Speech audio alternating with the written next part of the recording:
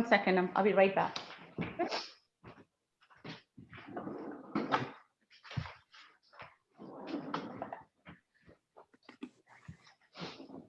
Okay, I've started the recorder, so Dipti, if you wanted to call the meeting to order, I can call the roll. Okay, great. Yes, I would like to call the meeting to order. Please, may I have a roll call? Okay, Chairperson Dipti Clark, Here. Member Marty Alisco, Member Margot Flanagan, Here. Member Reverend Dwayne Gary, Here. Member Anise Moses, Here. Member Amy Mysell, Here. Member Gary Rubin, Here. Member Hillary Scott, Here. Member Maureen Valvasori, Here. and Member Bob Young. Here. Okay, we have a quorum. Great, thank you, Sharon. The next, I would like to have approval of the December 9th, 2020 meeting minutes. So moved. I second. Great, may I have a roll call, please? Chairperson Clark, Yes. Member Flanagan, Yes. Member Gary, Yes. Member Moses, Yes. Member Mysell, Yes. Member Rubin, Yes. Member Scott, Yes. Member Valvasori, Yes. Member Bob Young. Yes. Okay, motion carries. Great, thank you. At this time, if anyone, a member of the public may comment on something that is not on the agenda, I will ask Sharon to read any public comments that were submitted prior to the meeting. And after that, I will ask if any members on this call would like to comment on something that is not on the agenda. If you would like to make a comment about something that is listed on the agenda, please hold your comment until that time. If a member of the public would like to make a comment right now on something that is not on the agenda, please press the raise hand button on your computer if you're joining online, or *9 if you are joining by phone. The village's public comment rules limit comments to 3 minutes. And we did not get any comments by email. I do see one hand raised from Vivek Mali, and I hope I pronounced that correctly, and please forgive me if I did not. I'm going to unmute you now. You should be able to unmute yourself. Yep. Can you hear me? Yes. Yes. Thanks for letting me make a comment. I want to thank Reverend Gary for letting me know about this meeting. He and I sent him an email earlier today, and he and I had a great conversation this afternoon. The gist of my comment here is on what's been on probably a lot of people's minds, the events that took place last week in our capital. I wanted to know if there was going to be any statement from the village on the situation in Washington, D.C. and the insurrection at the Capitol. I want to know if the village planned on denouncing the violence, reaffirming the village's commitment to democracy and the rule of law, also denouncing white supremacy, anti-Semitism ideologies that were present and drove the insurrection. And finally, the last piece of this is it's been confirmed now by various news outlets that retired and present military and law enforcement were present at the Capitol. So I'd like to know or have a discussion around whether the village would issue a statement to the residents to reassure them that no village law enforcement were present or participated in last week's events, and also reassure the village residents that no Village of Glencoe reassure the village residents that the Village of Glencoe law enforcement denounces white supremacy, anti-Semitism ideologies, and I think they've made statements like this in the past where they, are an inclusive law enforcement force. And I think it's very important that we hear that from the village. I think Reverend Gary said that this would be a good forum to bring this up rather than go directly to the village. I agreed with him, and I appreciate you letting me know, Reverend Gary. Thank you for your time. I'll mute myself now. Well, thank you and welcome, Vivek, to our forum. I did hear from Reverend Gary after your email. We had a brief conversation, and I believe this is the first time you are hearing of our forum. So I'm actually very excited that a member of our community is aware, being made aware, and is joining our meeting. And we actually look forward to more active participation going forward. So that it would be great if you can help us get involved with our forums initiatives.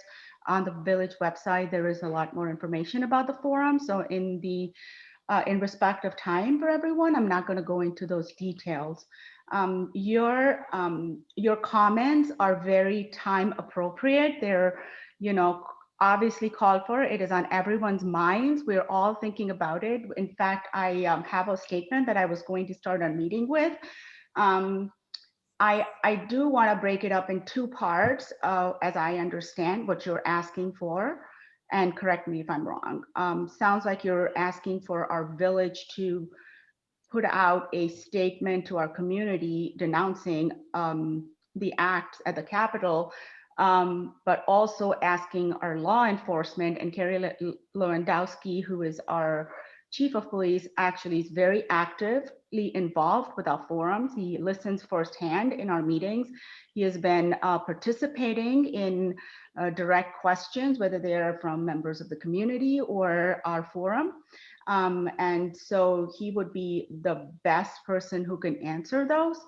However, and Sharon, I'm going to leave that up to you. Do we want to address this now, or shall we address it as we go along in the meeting? Whatever your preference is, Dipti. I can speak to the question of whether the village will issue a statement. We can certainly take that question back to the village and follow up with you. I don't know the answer to that this evening. Chief Lewandowski is on our call this evening. I'm going to unmute him if he would like to share any thoughts or comments. But I want to echo what Dipti said, which is that our staff is readily available to speak, to answer questions, not only at the forum meeting, but if a resident ever has a question about anything, we love talking with the residents and being accessible. So please don't ever hesitate to call or email any one of us. Yes. Hi, this is Public Safety Director Kerry Lewandowski. I just wanted to comment that, a statement as you're describing is much more appropriately considered by our village board. I'm in no position to issue any statements on behalf of the village. That's not my role. That would have to come from our village board, sir. I understand. That's my direct question. Is there any plan for this committee to make a request upon the village board to issue the statements with the points that I made? And if I can put that in writing, if you need my points in writing, I have no problem doing that. Yeah, Vivek. So Gary Rubin is our a trustee on our village board, and he's our liaison to the village board. And he is also part of a forum, and he attends every meeting. And in the past, we've had other requests, such requests, and we usually have Gary take those to the village board. If this, what you have spoken here, is your request, Gary, do you need it in writing, or is this good enough from what he has just talked about on the call? Well, I think I have the gist of it. Maybe if you sent it in writing, so we didn't miss any of the particular points that you made, and that can be considered, but I'm certainly going to pass it along in terms of the nature of the request. I must admit, having been rather absorbed in reading about what's been happening in and about the Capitol, including the events today, I had not taken it back to think about anything from the village in terms of such a proclamation. But I think it's a reasonable request and something that we should think about. And I'll be in touch with folks about that. Thank you. I mean, I agree with Gary. I think it's a reasonable request. I applauded the village president's, I think he made two statements in response to the Black Lives Matter situation during the summer, which were really very, very good. And I think to a significant degree, a statement from him on what's going on in Washington would flow from that, because it's quite clear that the attack is an attack on civil liberties. It would be appropriate not only for us to discuss it, but for the village to issue a statement. This is, as you all know, an extremely serious situation. People with a lot better credentials than I have called it a coup, and I agree. And I believe we're still in the midst of it. And I mean that. And I'm not a hair on fire kind of guy. This ain't over. So yes, I think it would be very appropriate. Great. Well, that's great then. Thank you, Gary and Sharon. If Vivek, could you send the email to Sharon Tanner at the village? Sharon, if there's a way of like sharing it in the chat window or something, your email address, or someplace where Vivek can send his points in, and then you could share it with Gary Rubin. Thank you. We don't have a chat function for the meeting, but I'm happy to rattle off my email address. It's also listed on the village's website, or if you've emailed Reverend Gary, I could certainly contact Reverend Gary for your email address if that's more convenient. I understand you may not have a pen and paper handy. That's fine. I can search the site. If not, I'll contact Reverend Gary. Okay, very good. One way or another, we'll be in touch. Okay, thank you. Thanks. Thank you, Vivek. Vic, I just wanted to pause just to say thank you for coming on and sharing your thoughts and concerns to this forum and to those who are watching. He has been a resident of Glencoe for over 10 years and very concerned and thoughtful about our community and did not really know about our forum. So I'm just thankful that we had an opportunity to talk and dialogue, and looking forward to further conversations as we continue to spread the word into our community about the forum. So thank you, my friend, and look forward to our further conversations. Likewise, thank you. Thank you.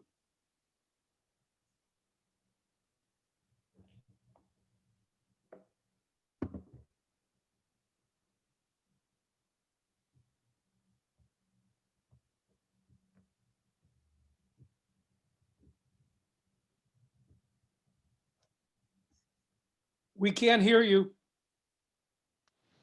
Sorry, I was on mute. Are there any other comments from the public that are for items that are not on the agenda before we move forward? I'm not seeing any additional hands raised, Dipti. Okay, great. All right, then, as I mentioned earlier about, I wanted to make a statement about what has been going on. Welcome to 2021. So far, it's been quite a terrible year, if I can use those words. It's what we have seen and what just happened today, another historic day. In the last couple of weeks has been just painful and difficult to watch. It just shows the extent of the hate, the lies, the divide, the lack of logical thinking, and that has distraught most of us. I mean, it has literally distraught me. It makes me sad and angry at the same time. I realize that this has been a difficult time for everybody. If you're following the current events, you kind of know what is going on right now. The president has been impeached again. If you need some time to regroup with your family and loved ones, regroup your thoughts, take a break from the forum activities or from initiatives that we're working on in the forum, it is completely understandable because it is a lot for everyone to handle. So I want everyone here to realize that we, especially as the forum, have to now be extra sensitive, aware, and have an understanding and empathy we have to support each other in the community, especially our minorities, communities, whether they're, Black or brown communities, immigrants, Muslims or Jewish friends. This is all way too much to understand, especially for our minorities. So, be extra sensitive, lend that extra hand to your neighbor. Let's just be the human beings that we are, because it is still difficult to understand why it happened to me and not to them.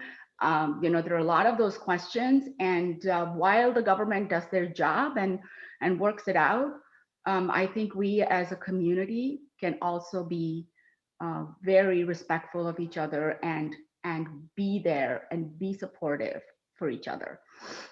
So, having said that, I know that some of you had expressed some concerns over some of the initiatives, if they would be received in the same way that we had anticipated before the events that have just occurred. And it's completely understandable that that would be the case, because the temperature of the society is very different right now. So if you feel like you want to take a break on that or take a different direction and you want to discuss that, we're open to discussing that on the forum today. And I would encourage you to actually speak about it. We, I'm sure, can come to an agreement. There is nothing pressing that, we have deadlines that we have to meet. It is, of course, a really good thing what we're doing with our initiatives. But if you have the slightest indication that they may not be received, this is not the time, let's just, table it for now, or let's relook at it and see if we want to change our tone, change our memos, and that's perfectly fine too. So I'm going to leave that up to you guys if you feel comfortable to bring it up. It strikes me that this is the time to step up, not to step back. In the face of what's going on, to ask for a break from the responsibilities of the forum makes absolutely no sense to me whatsoever, none. You have to respond to the situation. I'm very happy that a member of the community joined us. We have to move forward and do what we can do. But to back off now, I think it disqualifies anybody who does that from being a member of the forum. You have to step up, not step back. I don't think I necessarily meant step back, but I do want everyone to understand their feelings. And if they're not feeling up to it, it is, I think, everyone's personal feeling on how much and what level they can contribute at this time. So I wouldn't want anyone to be in that position where they feel like they are needed to be forced into this. We want to be supportive of each other at this point, and empathy is at the top of the list. So yes, Bob, we do want to step up and we want to continue our work. It may mean changing our initiative a little bit, and that's, I think, what we should be talking about today.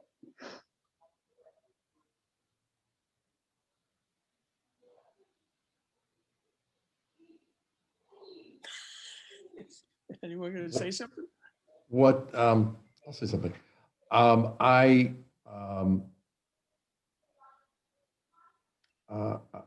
agree with Dipti. I think that those that are either having very strong feelings evoked by today's and recent events of this past week and a half, not shocking at all, not surprising at all, and to the extent that that might play into how they want to proceed, I think that's certainly, it's just human. So I think we do need to be empathetic and therefore each other first and foremost on this committee.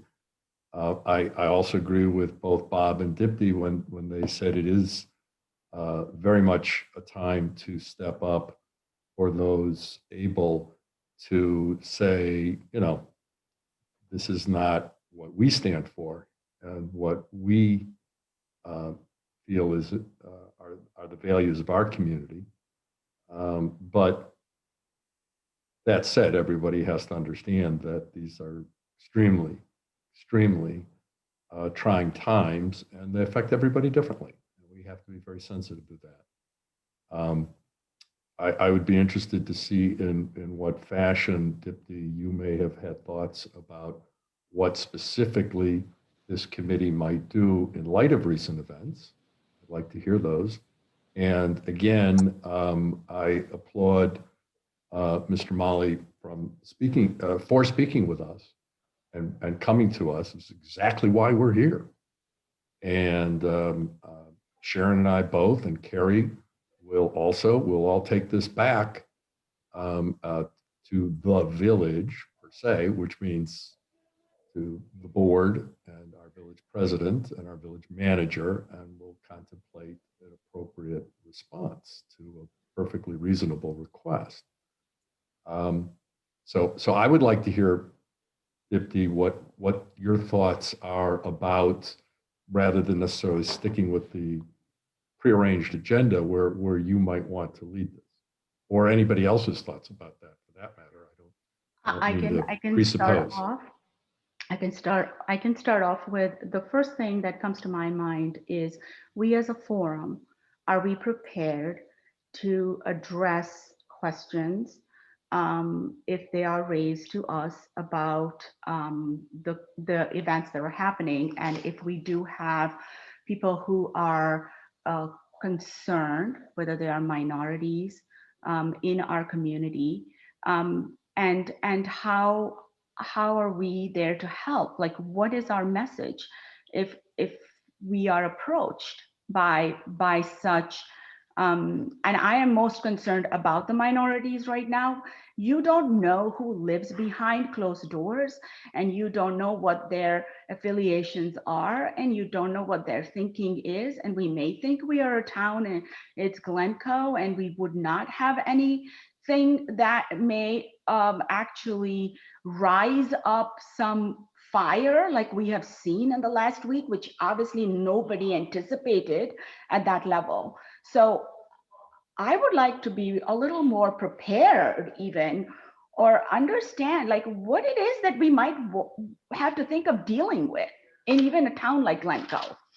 And if we are approached by someone who wants to address this with us, and Vivek is an example, but his ideas were obviously easier to follow through. We could have more radical ideas too. I mean, we as a forum have to be prepared to respond. I just had a question, and I apologize because I know there were a lot of things to read, and sort of how we function, and sort of what, like on a family tree where we fall under the village of Glencoe. But, is the community forum in a position to issue its own statement? Are we able to say something, as a community forum, or is that, Good question. do we not get to do that? I can try to answer that, Anise. And I like your analogy of the family tree. The Community Relations Forum is an advisory body to the village board, which means that the forum makes recommendations to the village board regarding whether it's actions, public policy, or other initiatives and work of the village. The forum has not, and I'm struggling to think of any other similar advisory committee that has made a statement independently of the village board.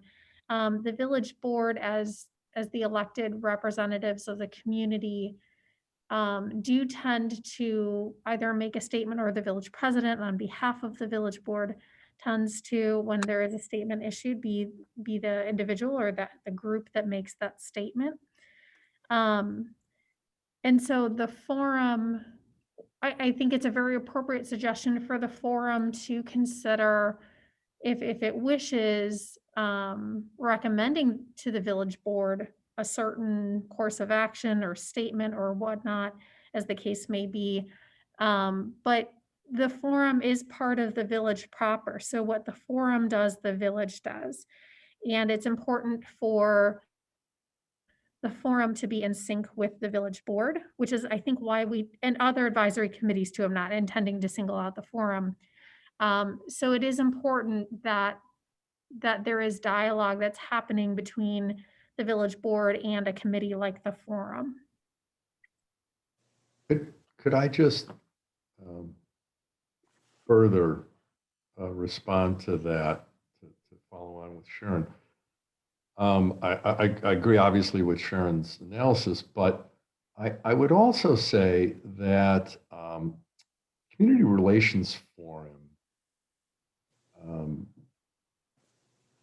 was re-energized, however, whatever phrase you want to use. We've added more people. There's been a greater emphasis on our work with the support of the village. And for all kinds of good reasons. And so I think that we are still independent in the sense of what our thoughts and recommendations are going to be and how we express those. And so, I think that we can be full-throated in making recommendations that this committee feels are appropriate to the board. Not everything has to be Gary and Sharon go talk to people. That's fine. I mean, I'm here specifically to make sure there's a direct line of communication with the other trustees and with Larry, and to fully support, right, the interrelationship, if you will, to make sure that you all understand how important this group is to the village.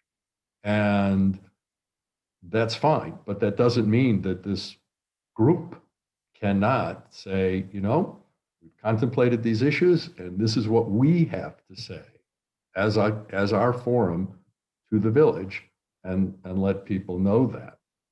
It's then for the village to decide what to do. So it's kind of a unique position, especially given the nature of what we're doing. We're not trying to be muffled or limited or, contained, if you will. To the contrary, we have a very expansive outreach program that's supported by the village. So I want to reiterate that, yes, technically we cannot say, oh, the village says this and the village says that. That's not within our power. But we can certainly say what we think to the village board of trustees and to our president of the village in a more formalized way if we choose. Sharon, do you disagree? I think you said it very well, Gary.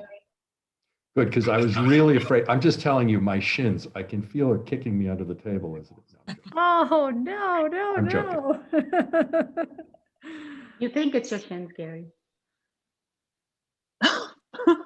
So then does it make sense for us to have some some discussion on Mr. Molly's suggestions? I guess he was pretty pointed in saying he thought the village should make a statement. For me, and I think Gary more or less said this, that there's been a number of statements over. Oh no, I'm sorry. It was Bob who said this. They have made a number of statements over the last 6 to 12 months that this, it would follow very nicely. To me, that doesn't feel nearly as powerful as his suggestion around public safety. I think I certainly have the sense that after last week, you just don't know what anyone's thinking or who you can trust or what feels safe. And it would certainly be reassuring to me, and I can only imagine if I were in some protected class that would be even more so it would be reassuring to hear public safety say in an official capacity, you know, we're not involved in this, to the extent that it's appropriate. You know, a number of you know, different police forces and whatnot around the country have come out with their statements. It's not, you know, it's not unusual.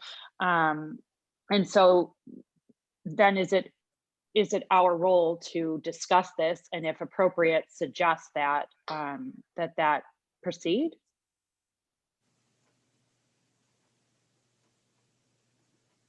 I think yes. Hillary, I really agree with that. I also, when I was saying about how we should respond, we're also individuals on the forum, and we should be aware that there could be hate and there could be a lot of negativity during these times. And I also wanted to know, because of the temperature in the society, and I think we should also have a unified response as a forum, whether it goes through the village or through the public safety, or one-on-one, whoever's being approached. It should be the same message. We should all have the same message, and we should talk about that. You know, I really feel called right now to talk about some lived experience, kind of addressing many points. First of all, I think you guys know that Reverend Gary and I were a part of an NPR piece a few weeks ago, which I thought was very positive.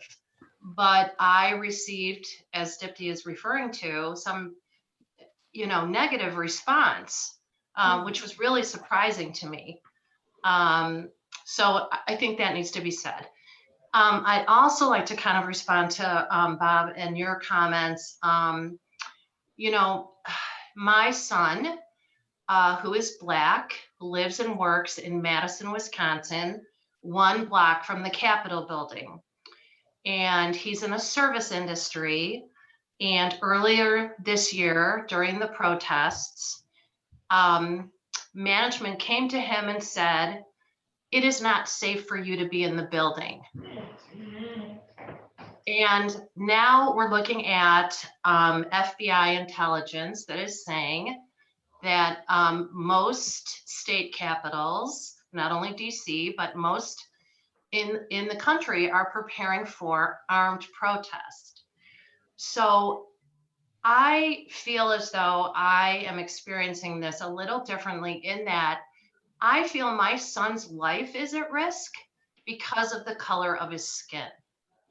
And for him to have to go to work during this time is a risk. And so it is what it is.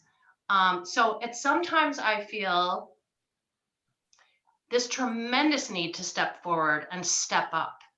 And then sometimes I truly am paralyzed by the fear of what he may encounter. So I feel as though personally I walk a fine line. In my heart of hearts, I know I want to step up, but given what happened after the NPR piece, I do waffle somewhat. Because as you said, Hillary, it's just hard to read people right now. So I think we find ourselves, you know, in a very interesting position. And I agree with you, Dipti. I think this really needs to be discussed and looked at, and how we want to present ourselves as a forum, because I think, and that was the whole gist of the NPR piece, I felt like, with Reverend Gary, there's strength in numbers. You know, What was the nature of the emails you received? Could you tell us what they said? I'm not going to get into too much detail. I think the one that the response that troubled me the most was, I'm paraphrasing, "I can't believe we're talking about this again." So yeah, They were similar to that? I mean, there were no threats, were there? No threats, no threats, just, just really surprising that, anyway, Wow. you No. get the idea. In terms of concern for children, our son and daughter-in-law live a couple of blocks from the Capitol. She's a member of the Biden transition team. They don't go out. They have stocked up on food and other supplies, and they are not going out. They are scared. So, the child, the daughter-in-law, I am up nights thinking about them. So I hear you. I hear you. Very scary.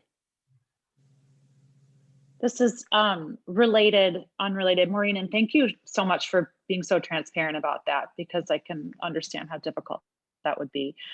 There was a piece in the Atlantic this week written by Ibram Kendi, who wrote How to Be an Anti-Racist. And it was about denial is the heartbeat of America, and sort of this notion that people keep saying, like, I can't believe we have to talk about this again, or this isn't really America. And the essence of the piece was, this is America, this has been America. And as long as we're denying it, we're not moving forward.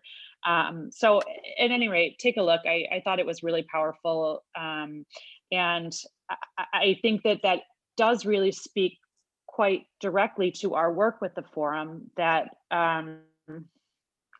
we must, I don't, taking ownership isn't the right word, but I feel like you are right that we need to address this directly in a way that reflects our goals and what we hope to achieve in the next 6 months or so, sooner if possible.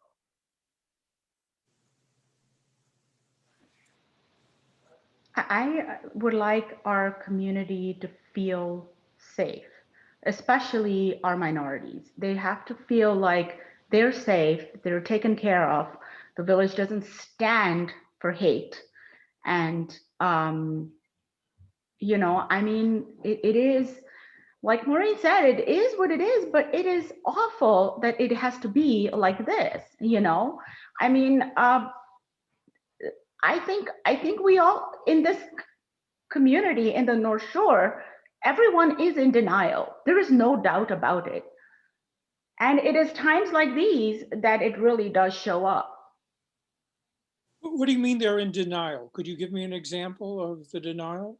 That there is really anything wrong in this world, that really there is no problem. There's no such thing as racism, that everybody is equal and treated well, and everyone has the same opportunities, and the list goes on. And we live in Glencoe. How can this ever happen in Glencoe?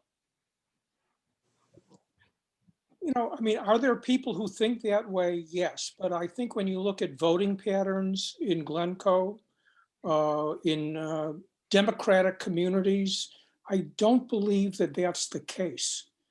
I think we have to focus on forming coalitions of people to talk about raising all votes. Talking about being in denial may not bring that forward. It might get in the way of it. I think to me, the heart of what the forum needs to do over the years is to help educate people, because I think people are often simply unaware of what has gone on in the community and what is going on in the community. And I think working, like, for instance, later on, Margot and I are making a presentation to the Historical Society. I think that kind of partnership could be very, very important, granted more long-term than short-term, in making sure as much as we can that people understand the history of the community and what has happened. In terms of civil rights, the North Shore and clergy in particular, certainly during the 50s and 60s, were in the leadership positions in terms of civil rights. Do people know that?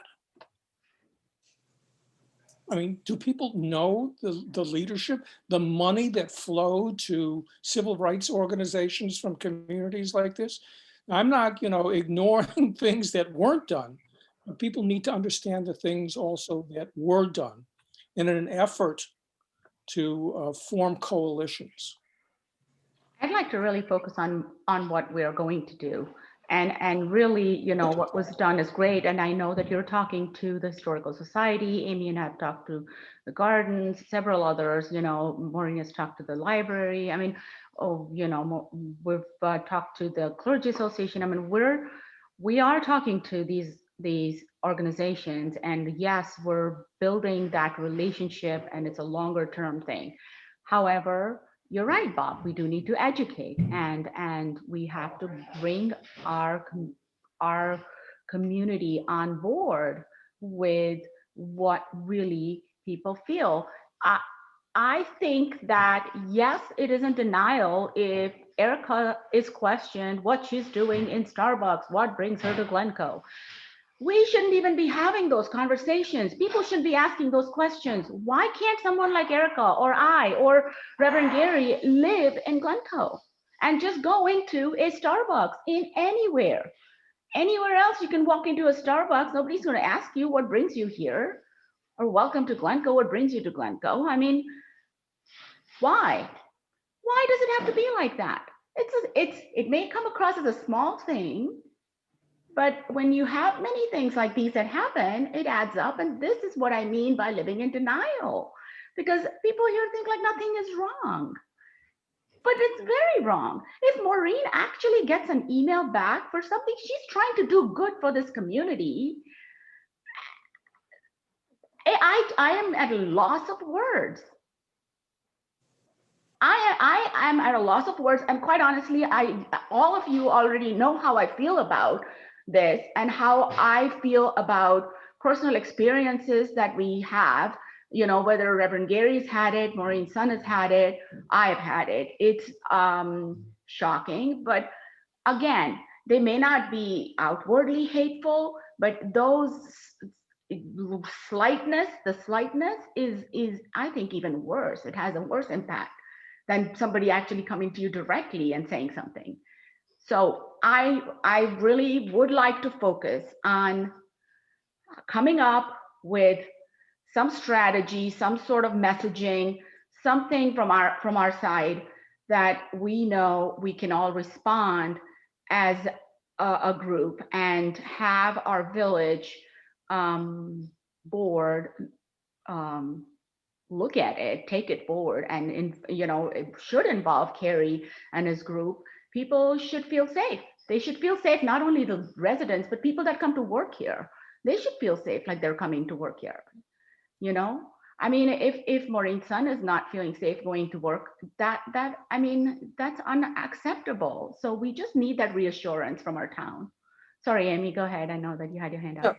No, I just wanted to, I think that a lot of the issues that we're kind of getting into now are really the core issues that we have been centered around. And I see no reason why we shouldn't be centered around staying focused on that. But what felt like it spun around for me, at least in the last few weeks, is the amount of violence that was coming forward that had a political tone, right? And the lies coming from Washington that then got, these riotous attacks on our political leaders who elected office. And that took a new spin, which I just felt we should be somewhat prepared to protect. And I love the fact the caller's request to kind of get a statement on the village. I think if we can help them form what might be a comforting and appropriate thing to say, I think that would be just awesome for us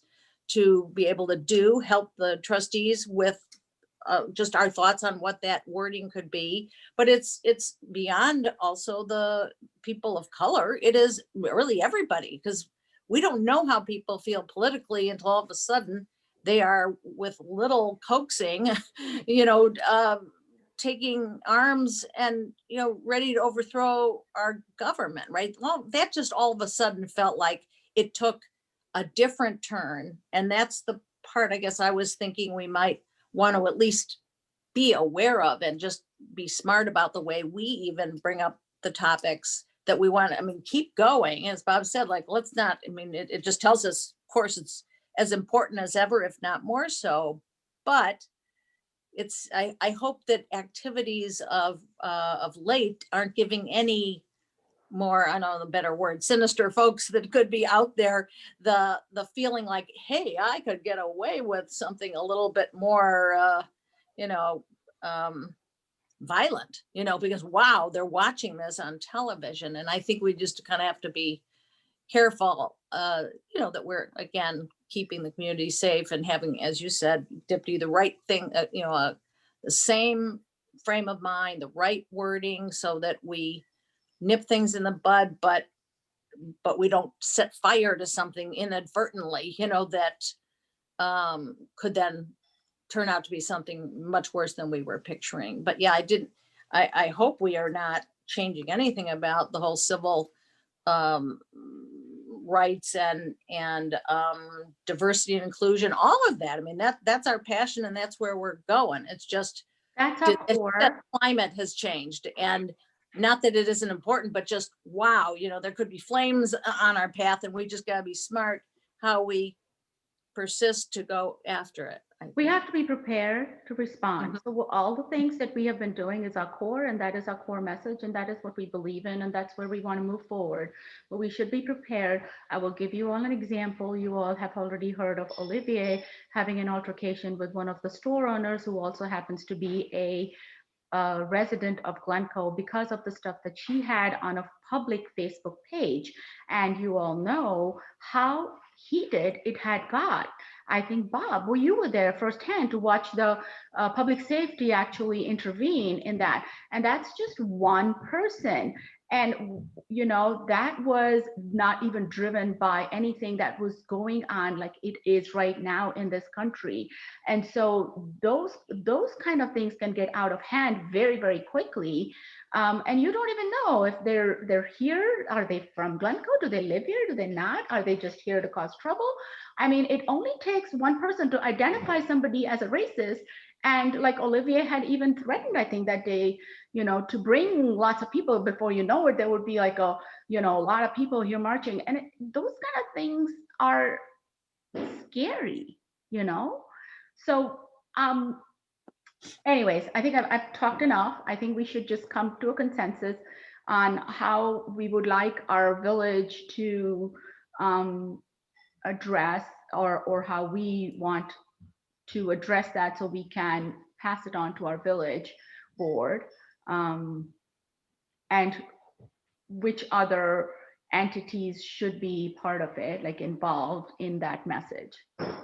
Well, could I just suggest, you know, writing with 9 or 10 of us, that of course never works, but I thought that breaking into, if there's a group of maybe 3 or I think 3 or 4 people that could really put thought to paper, you know, to frame that wording for us. Do you think that would be a way to get at it without trying to do it on the call today, so that Yes. some folks are really have either been part of it or really good writers, you know, express themselves really well, and I would be happy to give them my vote to put it in a succinct way that Larry and others, you know, would take it forward. Why if don't they we use our subcommittees to come up with ideas, even if they're bullet points, and share that with Sharon? Well, I have a quick, I don't know if it's quick. Sorry, I think Margot, it's you fairly, had something, you had your hand up? oh, Sorry, sorry. we'll come back to you, but Margot had her hand up. Okay, thank you. So in this, I guess, statement or position that I think is right, we need to address this situation.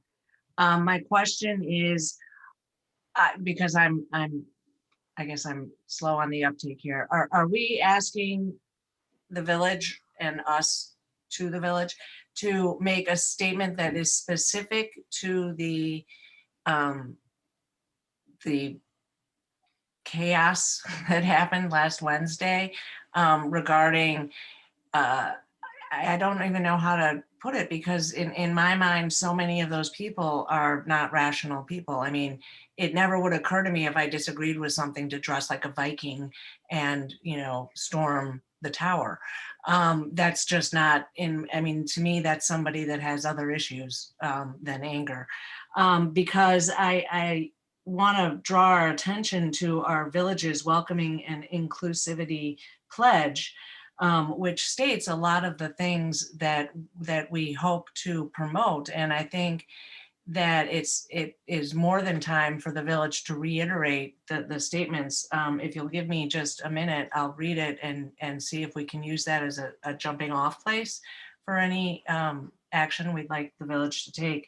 The statement reads, I pledge to stand against hate, discrimination, and affirm that the village of Glencoe should be a welcoming community for all. I am proud of Glencoe's diversity and that of our entire region. I recognize that at every level of American society, people of all backgrounds contribute to our democracy, culture, and economy. We must advance the fundamental rights and principles upon which the United States was founded, establishing the equality and dignity of all people, regardless of their background. I condemn any verbal or nonverbal attacks, harassment, or intimidation based on race, ethnicity, color, immigration, or refugee status, religion or creed, gender or sexual orientation, age, mental or physical disability, veteran status, or other social identities, as well as discourse that disrespects or degrades people's identities, needs, and beliefs. From our schools to our neighborhoods and our government buildings, Glencoe must be a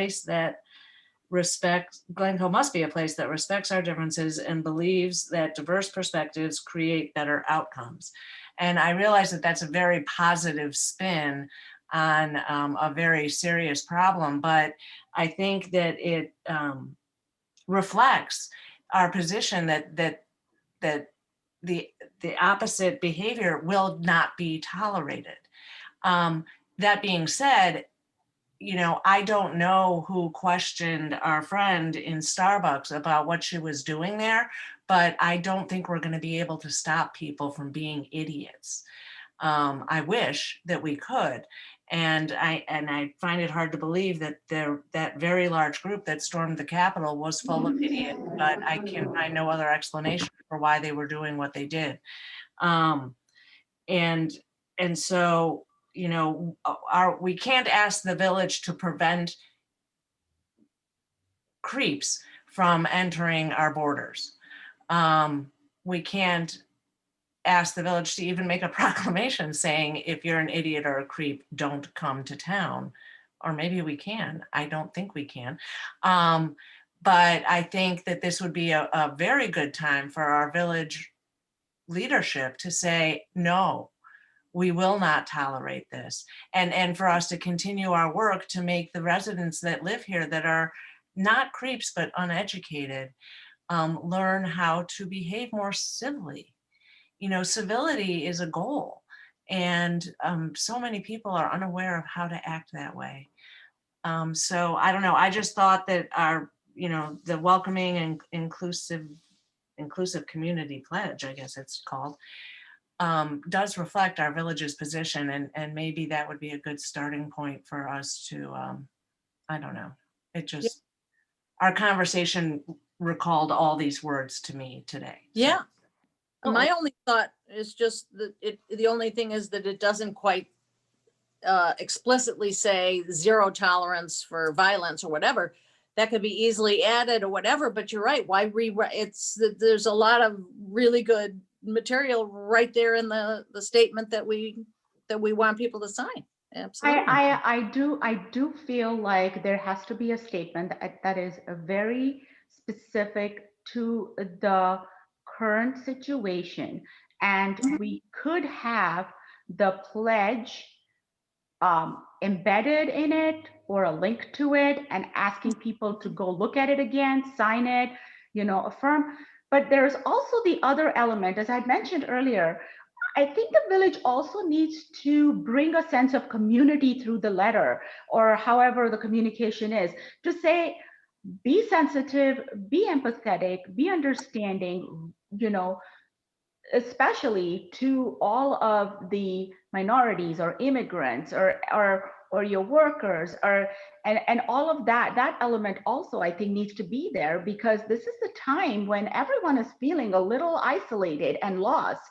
And I think it would be really good, and I'm not saying you want to like specify immigrants or our Jewish friends or our, Black folks or, Muslims, but we want to say, let's just as a community be sensitive towards each other, just even to our neighbors, and just, that kind of, I think, is really important. And I still do feel that the public safety, there has to be some message included from their side, to kind of instill that faith that yes, you're safe, we're a safe community, our public safety does not stand for this, or we were not involved in this, and kind of take that, because that is going to really help people have a solid foundation. I feel like, when people feel safe, they perform better. If I may, and I don't want to further delay Anise from making her comment, but one of the things I'm hearing is, or one of the things that's kind of, as this is coalescing in my mind, is really it sounds like what the forum is talking about is a continuation of statements and a reiteration of statements that the village has made with regards to the village's values. The public safety department, or Chief Lewandowski joined President Levin in making a statement last year. And so what it sounds like I'm hearing is, Dipti, you're shaking your head no. No. We cannot go along with those just blanket lines of what the village feels. This specific situation has to be addressed. And this specific situation, I feel like, has brought so many emotions among so many people, and those whack jobs out there who have no logical thinking. Obviously, they don't sit down to think before they act. But we have seen it firsthand how easy it is to instigate that. So you could have a person who's maybe semi-normal, but it could become totally on the opposite end of the spectrum in a second, and who knows what they would end up doing. So this is my personal opinion, guys, and I would leave it all to all of you. But I feel like, yes, the village has made statements in the past, but I feel like this time the message needs to be a little bit different and stronger. I hear you on that, Dipti, and thank you for that. To clarify, I think what I was trying to get across and didn't do a very good job of was that the values have not changed. Right. Values have been constant and consistent. To your point, the situation and the context of today is certainly unprecedented with regards to things that we've seen in the nation's capital. But our values that we have expressed and articulated remain. That's all I was trying to get across. Forgive me, I didn't do a very good job. And Nice, please forgive me too. I further delayed you from commenting, so I'm going to be quiet now.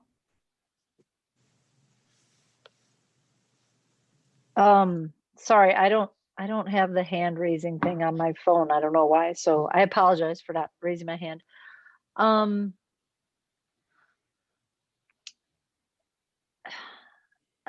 I don't know exactly how to say it, so bear with me with my, stumbling on myself. But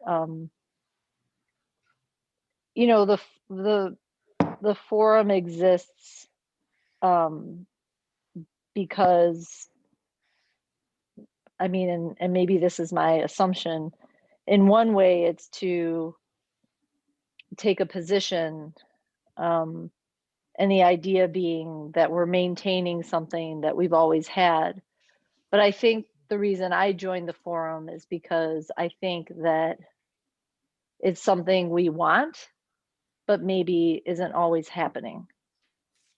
But I can really only speak for myself. And it's funny to be in a group where, it's a part of the village, and we can all kind of talk about being disgusted and hurt or upset about what happened, and not have to sort of play politics, and be PC around like not taking a position. Like I love that we can speak freely here, and it seems like we're all like-minded around justice and social action and wanting things to be better.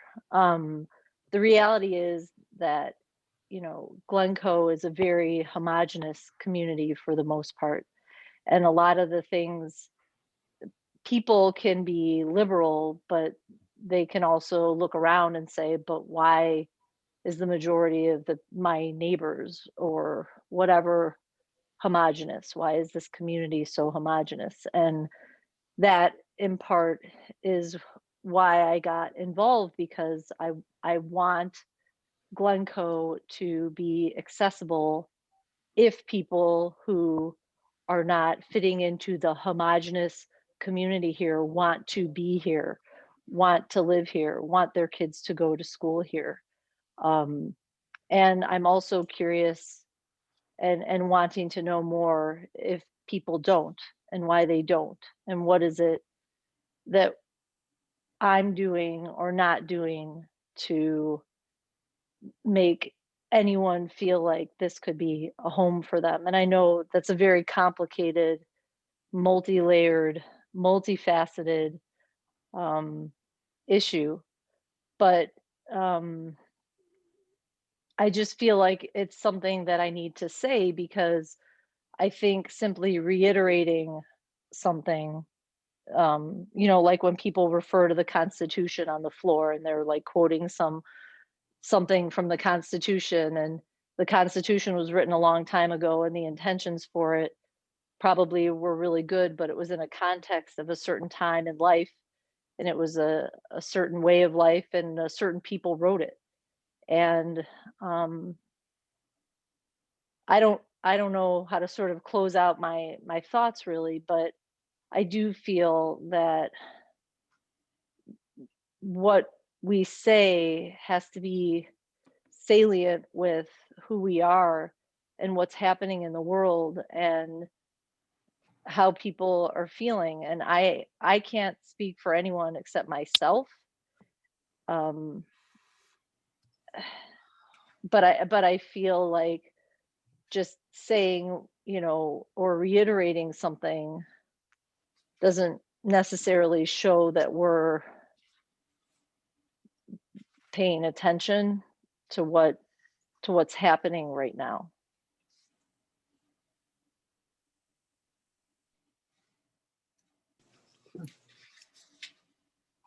Reverend Gary. Sitting back, just listening. I'm gonna go back to the very beginning. I think the village of Glencoe owe its residents some type of statement, simply because a residence brought up a concern that's crossing everybody's mind, no matter what side of the road you live on, doesn't matter your status, your position, your power. Came to this forum, who is supposed to make recommendations to the village. I think if we do not do something in a reasonable time, it questions even this forum. Yeah. I think we heard a lot that the village can use, and I thank Margot for looking that up and sharing it with us, that can be implemented in their response.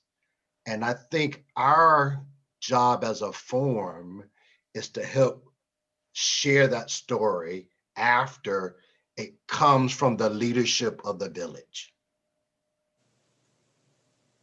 I say that to this point. I'm a pastor of a church.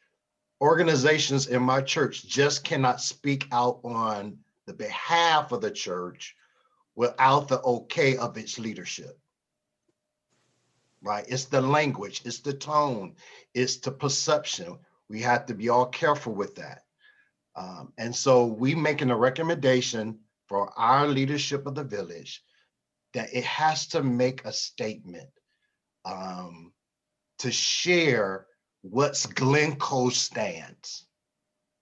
And when we get people coming to our forum asking for questions, because we don't have answers, because all of this is new for us experiencing it now. We have something to use to help guide the conversation and our resources. This will cause us to do more action with the community that one doesn't know about the forum, and two, concern about equality in the village of Glencoe.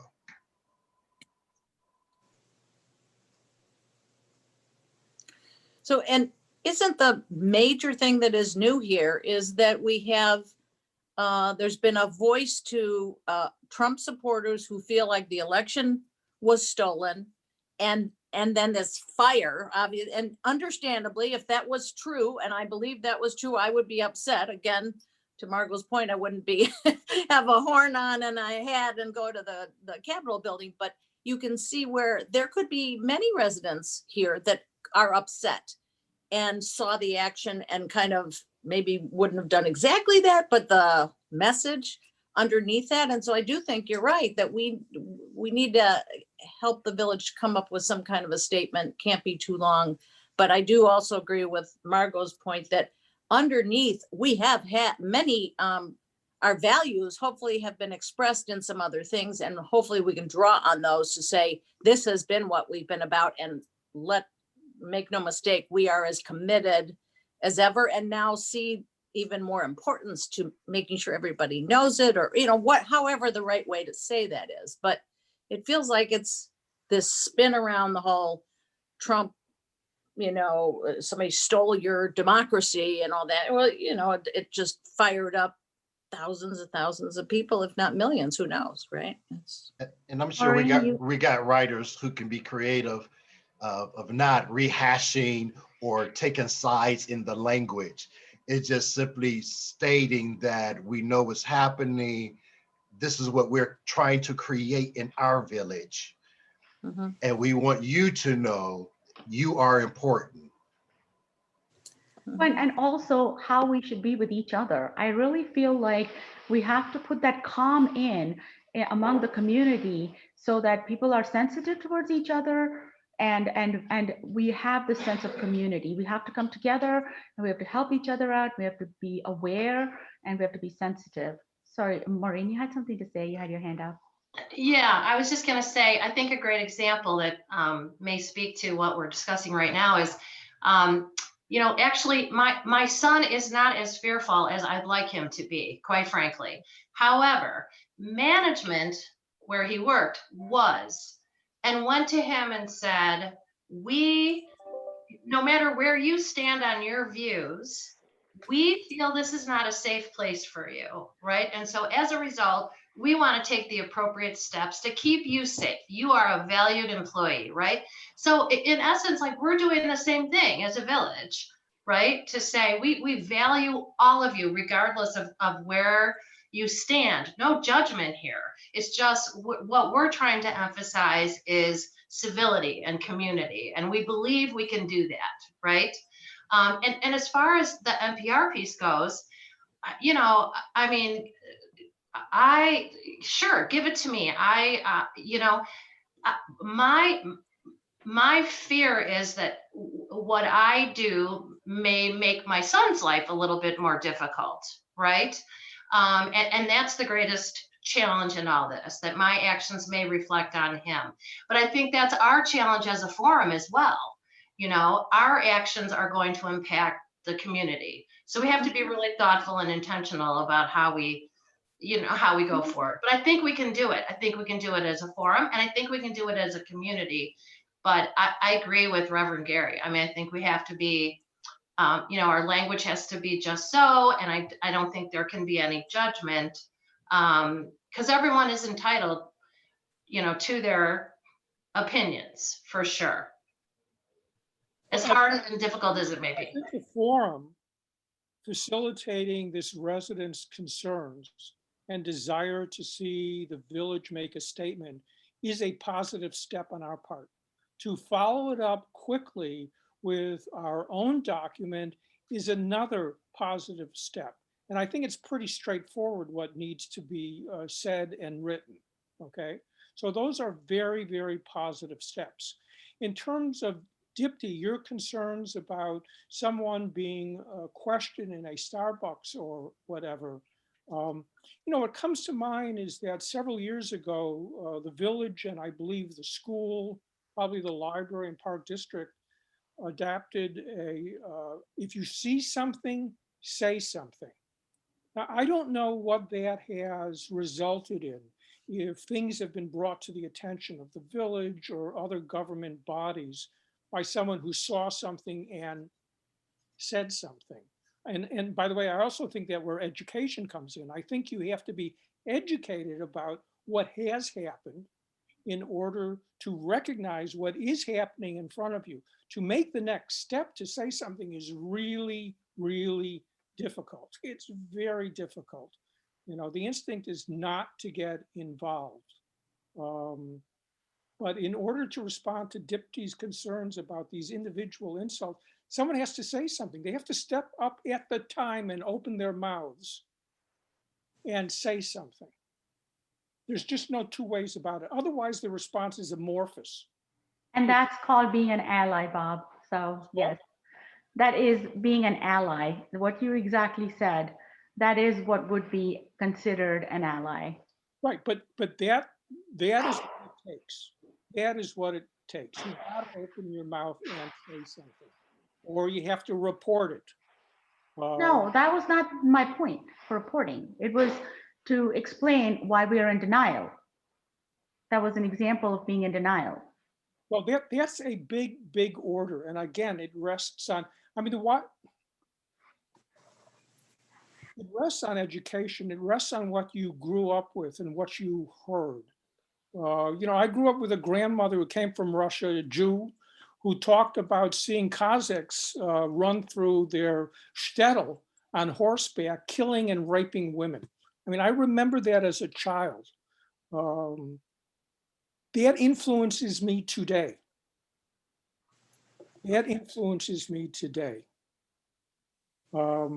Knowing about the history of slavery in this country influences me today. How we treated, how governments treated indigenous people influences, but that's all part of education. That takes a lot of work, and we do a very, very poor job of it.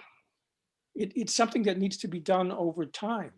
But all of us know that if you see an act of prejudice, you got to step up and open your mouth. There's no two ways about it. There's no two ways about it. Margot? Oh, thanks, Bob. Thank you for saying that. And I have to admit that, particularly after watching television last Wednesday, there are times when I, quite frankly, would be afraid to step in front of a man dressed as a Viking with a weapon. I certainly would understand that I should, and if I would, I could, but I'm also, I'm just me. And it can be frightening. One thing I wanted to suggest is, if we want to go past having the village, if it's not enough first of all, we can't legislate people's personalities. It's not a thing that is doable. It's not within our rights, and it's not possible. And so we're going to have to deal with the fact that there are unattractive and unappealing personalities in the world. That being said, things can be legislated. And while we were talking, I looked up a couple of local codes and state codes that address our issues. The question I have is, are we going to ask the village board to go beyond just saying you cannot act like that around here? What are we going to back that up with? You know, if we need it to be backed up with something, our village code is light on what, you know, there is an ordinance against, it's Article 5 Code, Section 22, and it is, it suggests that there's a law against, what is it against? Prevention of riots, disturbances of the peace, disorderly conduct, assaults, cockfighting, etc., restraint and punishment of vagrants, beggars, and prostitutes. And that all falls under our Section 22. A lot of that isn't our problem, and it's very short. But that, I don't know how that works. I mean, I don't know how much leeway our village has to codify anything more than that. That being said, we also are subject to the laws of the state of Illinois, which has a very long and interesting code in chapter 20 of the Illinois code, section 4070-1, that is a basically a hate crime commission. And it addresses a lot of the things we're talking about. It, let's see, it's the short title is the Commission on Discrimination and Hate Crimes Act. And it has a lot of the things that we've been talking about. It's lengthy, so I'm not going to tell you what it says, but you know, would we be asking our village to and our police department to maybe even cite those codes and say we stand ready to enforce these laws and rules? So keep that in mind if you're planning on coming to Glencoe and causing trouble. I don't know, but I mean, we do have some law behind us. And I don't know how we can make that come into play, but you know, I know that our village is sworn to uphold the laws of the state of Illinois, and this might be a time to let our fellow residents know that those laws do exist. And maybe that would make people feel more comfortable and safe, because that's my goal too. I want people to feel safe when they're in this town that I love. So that just was a thought. Yeah, it's good backup. I mean, it's good to know that. Yeah. So in just in essence of time, I know I'm worn out. My day started like on Zoom calls at 7 a.m. as probably some of you have. If we're able to come to a consensus today, let's do it. If you want to share your ideas on email, you know, feel free to do that. If you want to get together as a group and do it, feel free to do that. But I think everyone has the gist of the message that we all hold, and we would like our village to put out, and definitely something included from our public safety as well as the village president. And so I think we have hashed this out pretty well, unless anyone else has any more ideas, different new ideas to add to it. If it's just a matter of wording, I mean, we have plenty of really good writers, I'm sure, who would be able to put the gist into words as it would be acceptable by the village. So if we're good with that, let's just say yay. We are. You know, I think singling out public safety would be a mistake. And that's what I hear.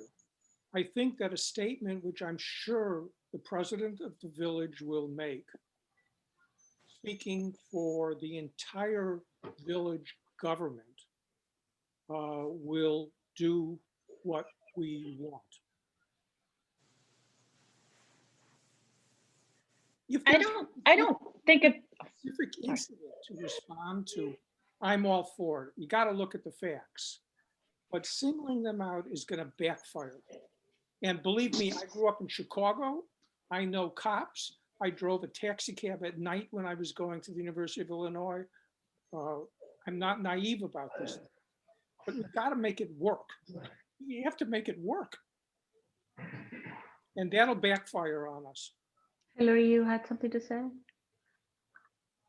Anise has had her hand up longer than I, so I Oh, just okay. want to. Sorry, I thought you started speaking. That's why. Anise, you No, want- I did because I got excited. But You can go first if you want, Hillary, if you're excited. I'm excited.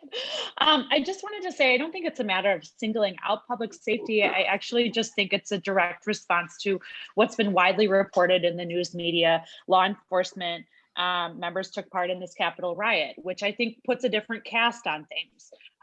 When we live in a community, you know, we have certain expectations around what the police are there to do. And I'm not naive about the fact that there are a lot of Americans who don't feel like police do what they're there to do. And I actually have a lot of confidence in Glencoe Public Safety and the fact that they are not bad actors in that scenario, but it couldn't hurt them. It could only help them to be explicit about sort of, or transparent, I guess is the word I would use, about these concerns that, you know, I'm looking at an article right now that just says, you know, police departments in New York City, Seattle, and Philadelphia, as well as smaller agencies across the country, are investigating whether their officers participated in the pro-Trump riot. What would be the harm in saying that we have also done that? How does that singling anyone out? I think that's just transparent. Well, because I think what you're doing is, I think the reaction will be that you're labeling the entire department. So for instance, when we learned that the Reverend had been stopped while walking his dog, okay, there's got to be probable cause. I would hope that if that happens again, that the police officer who did that would be questioned as to, was there probable cause? And questioned hard. And made very, very clear that there has to be probable cause. If it happens again, there will be disciplinary action. If it happens a third time, you're out of here. So I think you have to deal with it specifically. Because I'm sure, I mean, we've heard from Chief Lewandowski that this is discussed.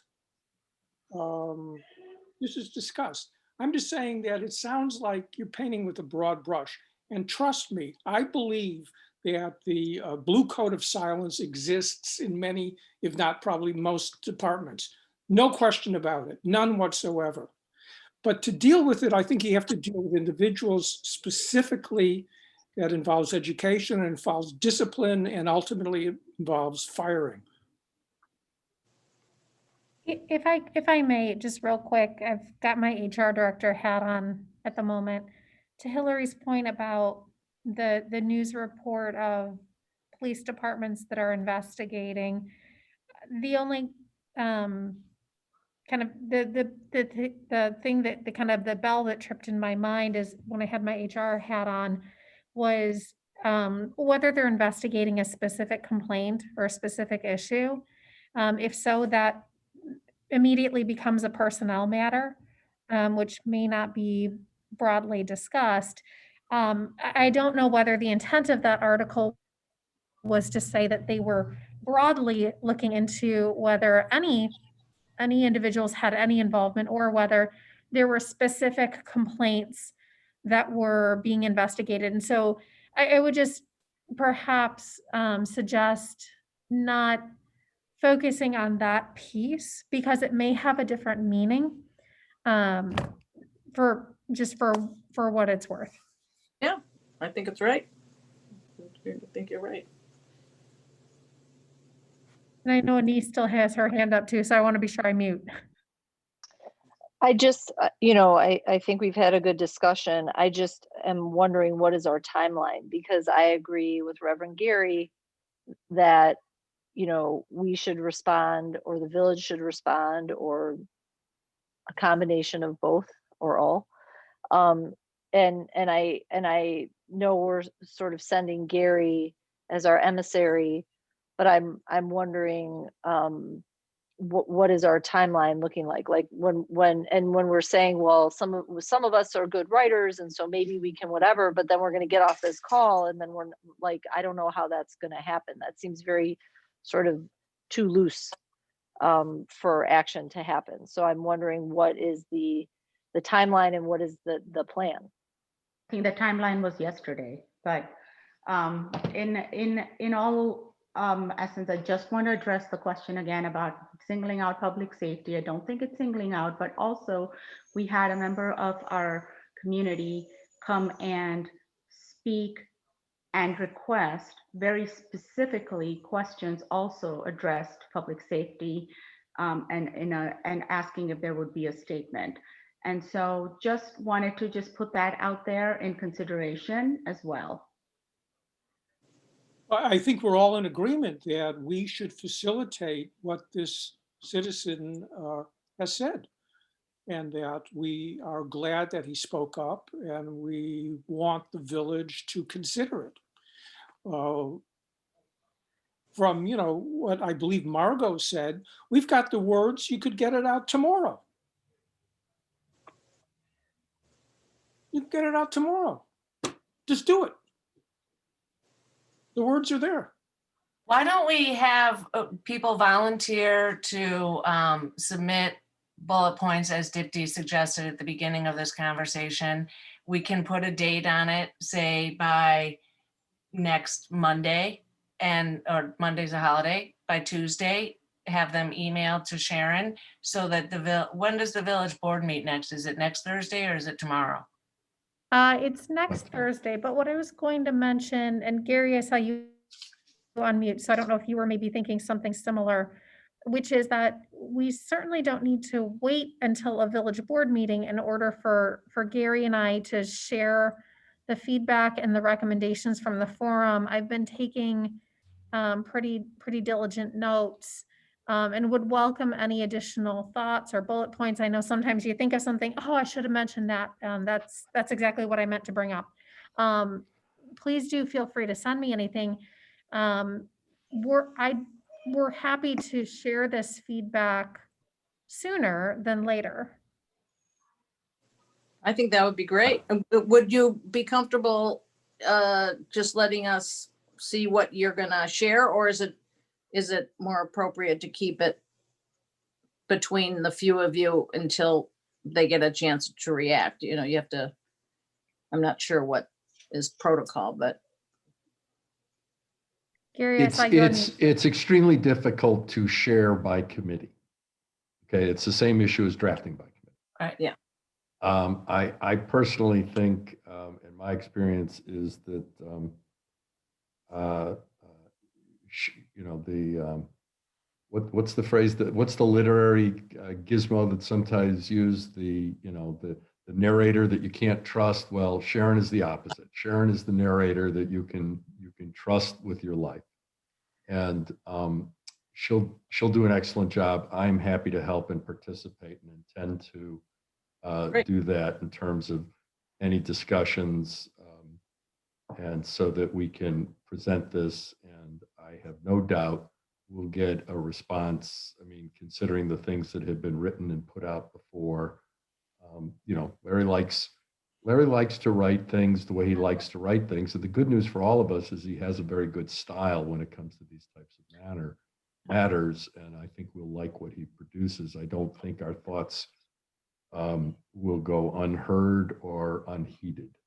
So that's what I would propose. But if anybody wants to take a shot at writing something and pass it along, that's great.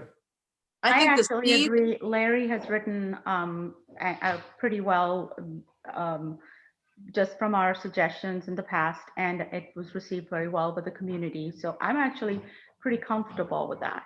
Me too. Yes, sorry, Margot, go ahead. So yeah, the reason I brought up the village board meeting was because I was wondering when this statement could be made of record. And so other than it being stated at the village board meeting, there's a weekly email that goes out. I'm trying to think, how quickly can we actually get it out to the public to be heard? Because it being said in Village Hall is fabulous, but for our residents and particularly our concerned resident that was with us tonight, how Sharon, when is the next time there will be a message sent from the village to its residents? Well, Margot, thank you. You pointed out our weekly e-news that goes out every Friday. What we've done in the past is used a variety of our different communication channels to amplify messages. Certainly, the village president has read some of his statements at village board meetings. We typically include them in our e-news that goes out weekly to anyone who subscribes. We also have it posted to our website.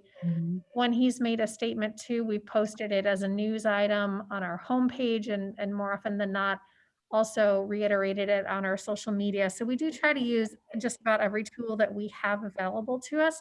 The good news with our electronic communications is that they're pretty rapid. Great, Yep.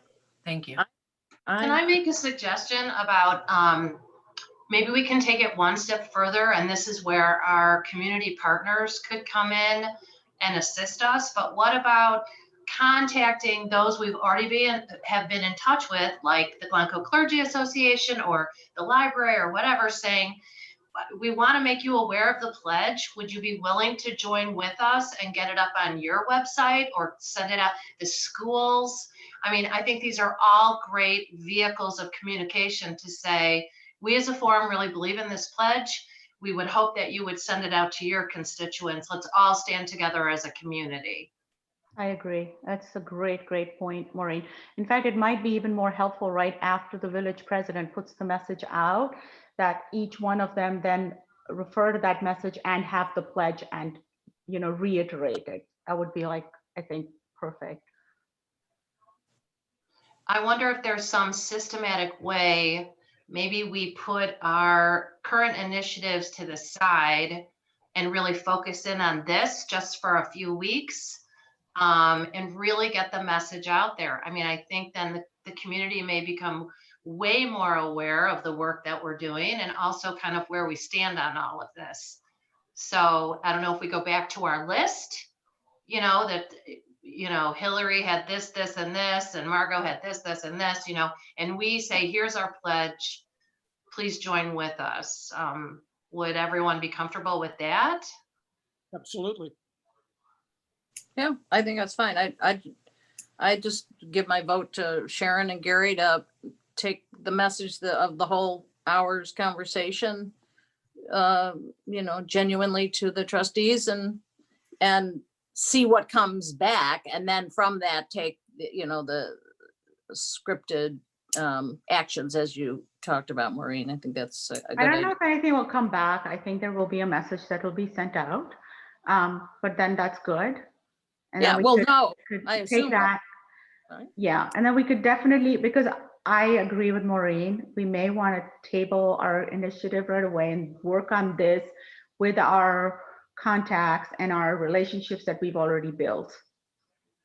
So for those of us that are concerned about being asked by relative or neighbors and other residents, what, or if anything, we're doing about this, the answer can be, we're going to ask the village board to address it and put out a statement, and we're going to try and disseminate the statement that this kind of behavior is not acceptable.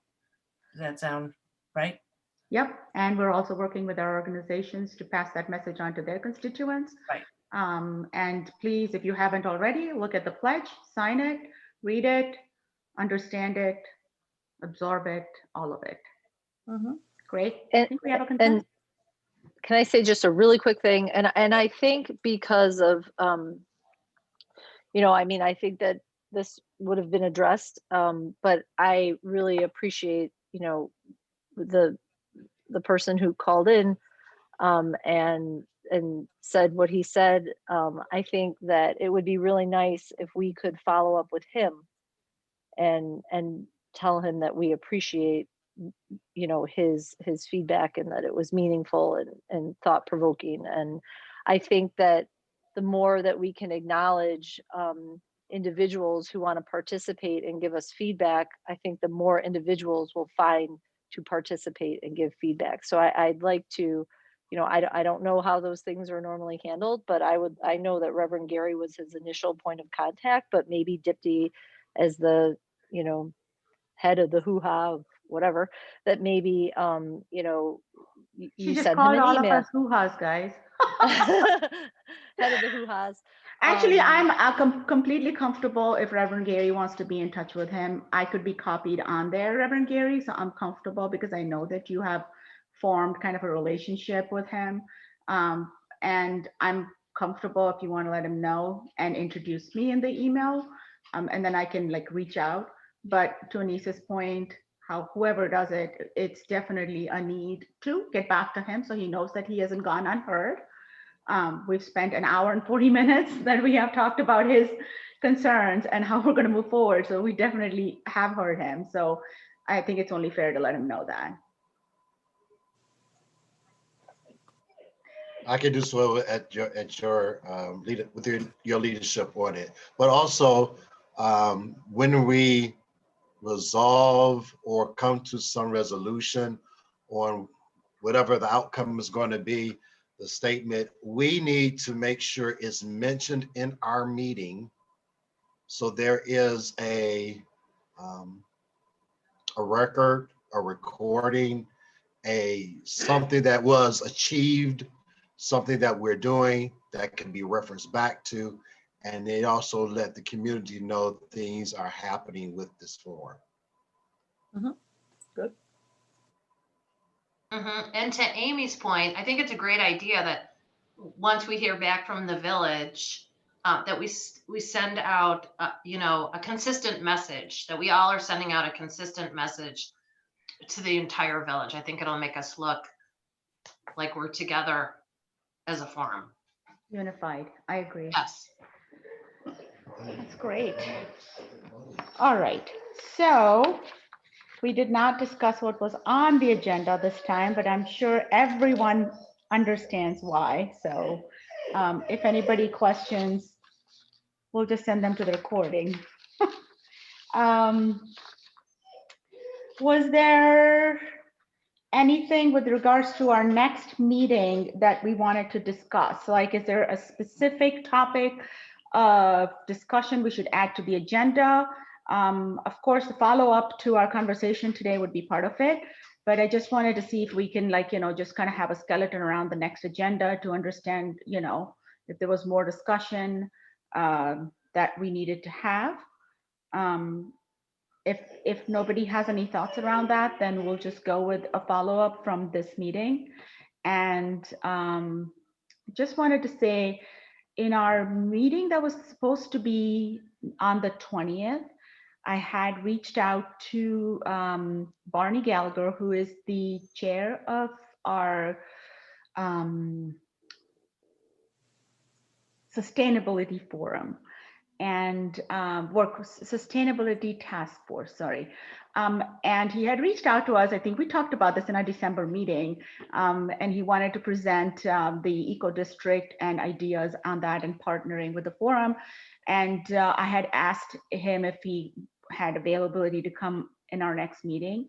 However, since we are not going to have that sort of forum meeting this month, I have reached out and asked if he would be available to present in the second meeting in February, which is on the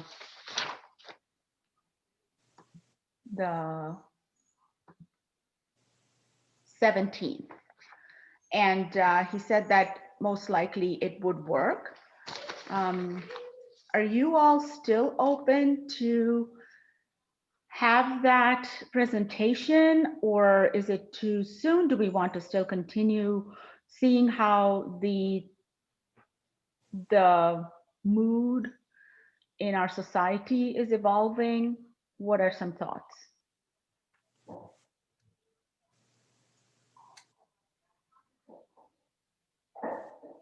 Are we planning to meet again in 2 weeks now because we have this new issue on our plate, or are we gonna not meet again until the February 3rd date? I would suggest, since the group had talked about This month, we toggled a bit. I would suggest keeping the February 3rd date as the next meeting, just to help with scheduling. Okay, so we'd have one meeting in between now and the proposed speaker on the 17th. That's correct. I don't know what that means, but it seems important. The, you certainly have the ability to have guest speakers at other meetings as well. So it's your preference as to when to schedule that conversation around eco districts.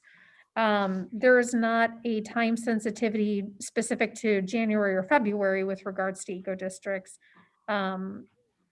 I just wanted to share that just by way of background. It's not as though it's something that must be done in January, February, from a date-driven standpoint. But if Yeah. you'd like to have that conversation, you certainly can. Well, the thing is that because he has reached out to us to come and present at our forum, at a time when obviously we were okay with having a date presented. However, since January did not work out, and before we knew anything else was going on, I did reach out and ask for February. So again, if this group feels that it's too soon and we're not ready, that's fine. I mean, it was supposed to be like a 15-minute presentation, and we were going to keep 15 minutes for questions. So like in all, it was going to be a half hour. I feel like Under what we're the- working on is more important than that, but Sorry, Gary, you were saying? No, Amy, please, go ahead. no, sorry, I just said I didn't realize stepped on your, I didn't mean to. I just think what we're working on in this initiative and what's happening in the world, I'd rather keep our eyes on this. This is really central to what we're doing, and happy to have the partnership with them, but I don't think it's, it's as important as timing on things that we're doing now because they're happening now, right? And so that's just my opinion. I was just going to say that, Lord only knows what things are going to look like a month from now. But I don't, on the one hand, I certainly don't want to discourage Mr. Gallagher from coming. I think we want to encourage people from the Sustainability Task Force and others, many others, to come and talk to us and partner with us. And so I'm torn as to whether or not we can't keep that appointment if that's already scheduled. And if not, I would want to get a hard date on our calendar with him that works for him to do it, pick it up end of February, beginning of March, something like that.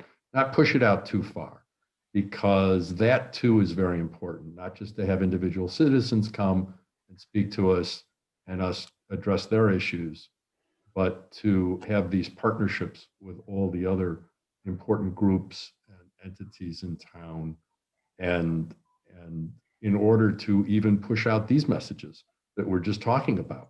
And so, Right. they kind of go together. Yes, there's an immediacy to what we've talked about tonight, but the task force would be another avenue to push that message out. It's going to come from this immediacy. So. And also just speaking to the task force, one of the key elements that is part of the eco district, which is what the task force wants to talk to us about, is inclusion. It's a very big part of being an eco district.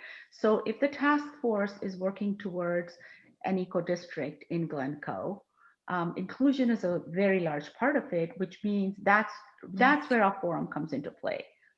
So, and also to Gary's point, I feel like this is the time when if we start partnering with other forums, we will get more visibility and also more participation, and that may help with the message out there. Giving half an hour time may be a good idea. But again, I just wanted to put that out there for the group to ponder on. It was my understanding that we decided that if we were gonna do 2 meetings in 1 month, one of the meetings would be a working group forum meeting addressing our mission, and the other would be if we had a speaker coming. And so if we canceled his speaking on the 17th, we in essence would be canceling our meeting on the 17th. So I think we have time to further discuss this on the 3rd. And we'll have a little extra time on the 17th if we want to continue this discussion. But I think that we shouldn't put down any of our work on the way there. I mean, I think by holding back anything at all is just sort of letting the enemy win. Okay, so it sounds like it fits. I mean, it sounds like Yeah. it all fits. So March Go for the forward. 17th. Yeah. In Yeah. fact, if anybody has another speaker who's interested in speaking for another like 15 minutes and then 15 more minutes of questions, so like half hour, we could even invite them to that meeting and have 2 speakers in that one meeting. So, you know, if you have anybody that approaches you or you have someone in mind that you would like to approach, you know, let me know or go for it. I just want to remind you that Margot and I are meeting in a few minutes with the Glencoe Historical Society. So we could, So we should wind up because I know Reverend Gary has to run. He has his Bible study and You know what though, Reverend Gary, before you go, I think you could remind the forum about all the great events that are coming up that you're involved in. Oh, Lord. What's the first one? The Martin Luther King virtual. Okay, celebration on so Sunday. thank you. Right. You're welcome. So St. Paul does the annual Martin Luther King celebration. This year is going to be virtual. It's going to be Sunday at 10 a.m. on our Facebook page, St. Paul AME. AME is all capital letters, Glencoe. And of course, if you are watching your church or a synagogue, a temple, or not available to watch it at 10, it will be up on Facebook. Our theme this year is change does not roll in on the wheels of ineligibility, but comes through a continuous struggle. One of Martin Luther King's quote. And then the Glencoe Clergy Association is having our, we called it a community conversation with Richard Rothstein. He is the author of the book titled The Color of Law, A Forgotten History of How Our Government Segregated America. Got a copy right here. It's Very timely. That's going to take place at 7:30 on Monday, January the 18th. You must register to get a link for the event. We already have 150 people registered for this event. To register, you have to go to www.nsci.org/color of law, all one word, color of law. It will take you to North Shore Congregational Israel. They are our host church for this event, and you will register and you will get the link a couple of days prior to the event. The author will be at 7:30, there'll be a greeting. The author will come on and will be discussing his book and having a conversation for 40 minutes and taking Q&A sessions after that. So look forward to those who can share in this moment. Thank you, Maureen. Thank you, Dipta. Thank you, Forum. Thank you, Reverend Gary. So I think that's a wrap. We want to ask if there, so we're clear we have a meeting coming up on the first Wednesday of February, which would be the 3rd. And do we have any other business? Sorry. Is that what I'm supposed to ask? Oh, any other public comments? Any public comments that are submitted during the meeting?